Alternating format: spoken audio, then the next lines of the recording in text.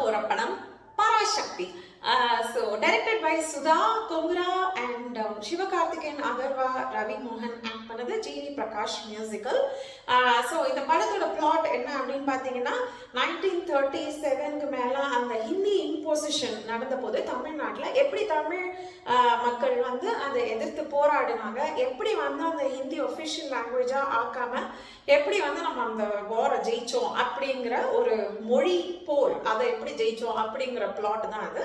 Obviously நிஜமா நடந்த incidents எல்லாம் எடுத்தது மட்டும் இல்லாமல் அதில் ஒரு ஃபிலிம்க்கு தேவையான எல்லா மசாலாவும் கோட் பண்ணி இந்த படத்தை பண்ணியிருக்காங்க சுதா. ஸோ இந்த படத்தில் வந்து என்ன ரொம்ப நல்லா இருந்துச்சு அப்படின்னு பார்த்தீங்கன்னா டாப் 3 விஷயம் என்ன அப்படின்னு பார்த்தா, ஒன்று வந்து ஆக்டிங். ஸோ ரவி மோகன், அதர்வாவா இருக்கட்டும், Sivakarthikeyan, I mean their acting is like வேற லெவல். எல்லாருமே they have done very very well.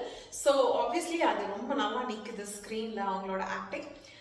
Secondly GV பிரகாஷோட மியூசிக்கல். ஸோ பீரியட் ஃபிலிம்ஸ்னாலே ஜிவி பிரகாஷ் தான் அப்படின்னு மதராசப்பட்டினத்துலேருந்து அவருக்கு அந்த மாதிரி ஒரு டேலான்னு தெரியல, அவர் வந்து is so good at that.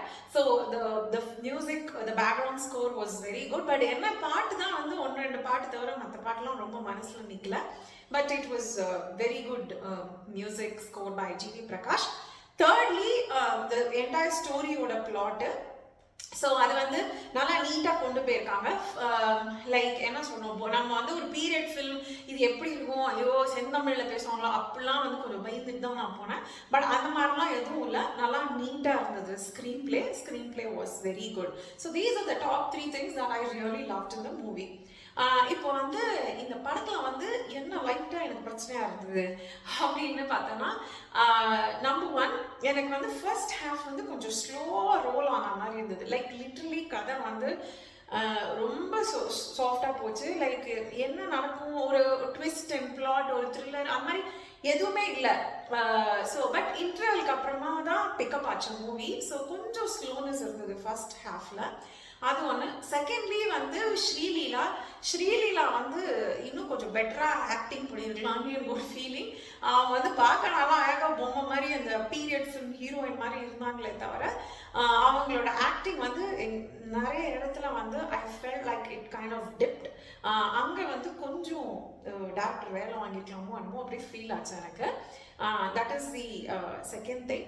And thirdly இந்த என்டையர் பிளாட்ல வந்து அந்த எப்போவுமே வந்து ஒரு ஃபில்மோட சக்ஸஸ்க்கு வந்து ஹீரோ அண்ட் வில்லன் கேரக்டர் இது ரெண்டுமே ஸ்ட்ராங்காக இருக்கணும். இங்கே ரவியோட கேரக்டர் ஸ்ட்ராங்காக இருந்தது. But the entire story plot வந்து, அதாவது நம்ம வந்து ஒரு மொழி போற பற்றி பேசுகிறோம், ஆனால் அது எப்படி ஆச்சுன்னா கவர்மெண்ட் வர்சஸ் பீப்புள்ன்றதை விட்டுட்டு ஜெயம் ரவி வர்சஸ் பீப்புள்ன்ற மாதிரி இருந்துச்சு பிளாட் பார்க்குறதுக்கு. மேபி அவங்க வந்து இந்த வில்லன் கேரக்டரை ஸ்ட்ரென்தன் பண்ணணும் அந்த மாதிரி பண்ணாங்களான்னு தெரியல. அது கொஞ்சம் நம்ப முடியாத விஷயமா இருந்தது. But other than these 3 things, I think the overall the film was very good and it's definitely watchable, one-time watchable film. And ஒரு குடும்பத்தோட சில்ட்ரனோட எல்லாரோடையும் போய் வாட்ச் பண்ணலாம். And I think this is one of the another big milestone for Sivakarthikeyan in his film career. So good job done by the entire film crew. Until I see you next